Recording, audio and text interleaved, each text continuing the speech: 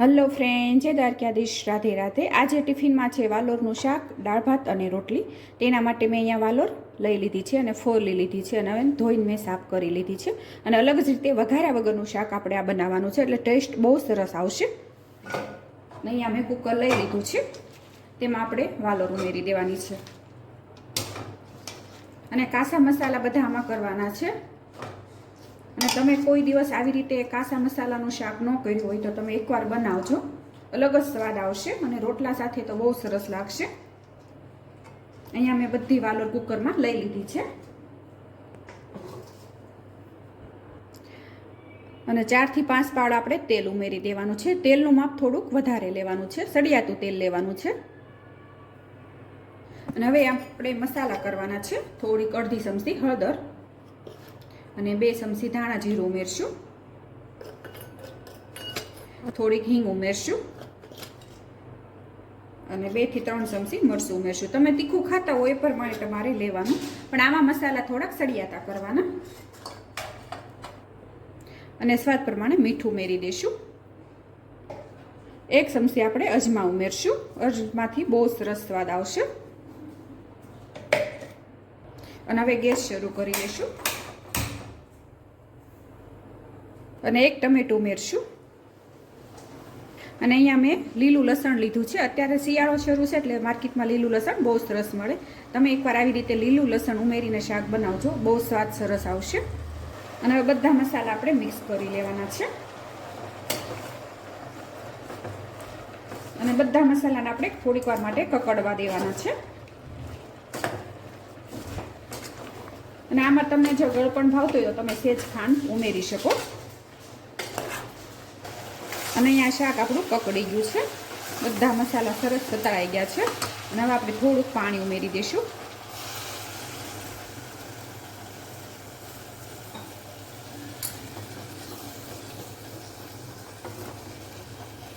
અને પાણી આમાં બહુ ઝાઝું નથી ઉમેરવાનું, તમે થોડુંક ઉમેરશો ને તો આ શાક ફટાફટ સડી જશે।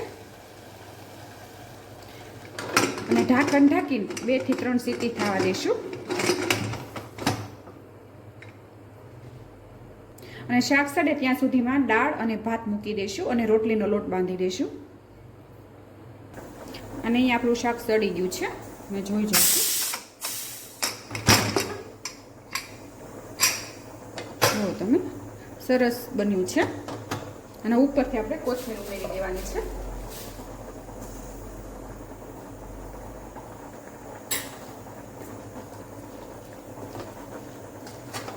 જુઓ તમે, જોતાં જ ખાવાનું મન થઈ જાય તેવું બન્યું છે। અને જેને પણ વાલોરનું શાક ન ભાવતું હોય આવી રીતે એકવાર અજમા નાખી અને કાસા તેલમાં બનાવજો, સરસ બનશે।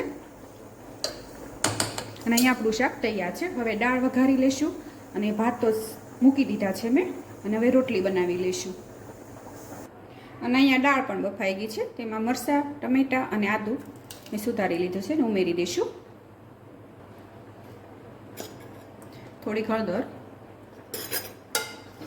અડધી ચમચી ધાણા જીરું અને ઉકળવા દઈશું અને ખટાશ માટે લીંબુ નીચોવી દઈશું અને ગોળ ઉમેરી દઈશું અને દાળનો વઘાર કરી લઈશું। તેના માટે મેં અહીંયા તેલ મૂકી દીધું છે અને દાળ પણ આપણી સરસ ઉકળી ગઈ છે।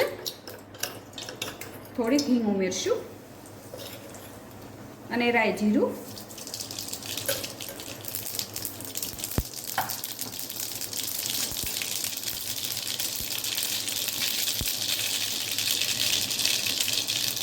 અને મીઠા લીમડાના પાન ઉમેરી દઈશું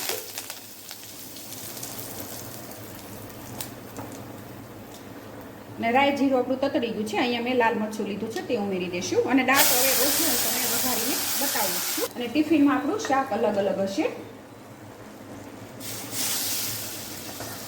અને દાળ ભાત તો આપણે રોજ ટિફિનમાં હોય જ છે, કાં કઢી ભાત હોય છે, મગ ભાત હોય છે।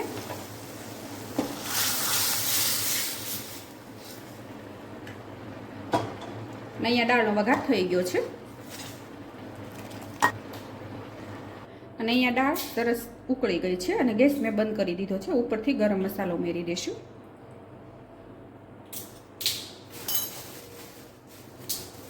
અને કોથમીર ઉમેરી દઈશું અને અહીંયા આપણી દાળ તૈયાર છે અને ભાત પણ એક સાઈડ મારે સડી ગયા છે અને હવે રોટલી બનાવી લઈશું.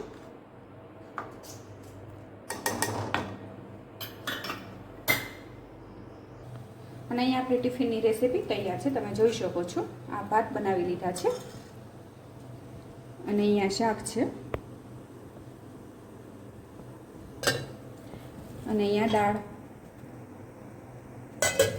અને અહીંયા રોટલી. અને આજની મારા ટિફિનની રેસીપી તમને ગમી હોય તો લાઈક કરજો, શેર કરજો અને સબસ્ક્રાઈબ કરજો. હું ફરીથી મળીશ એક નવી જ ટિફિનની રેસીપી સાથે. ત્યાં સુધી જય દ્વારકાધીશ.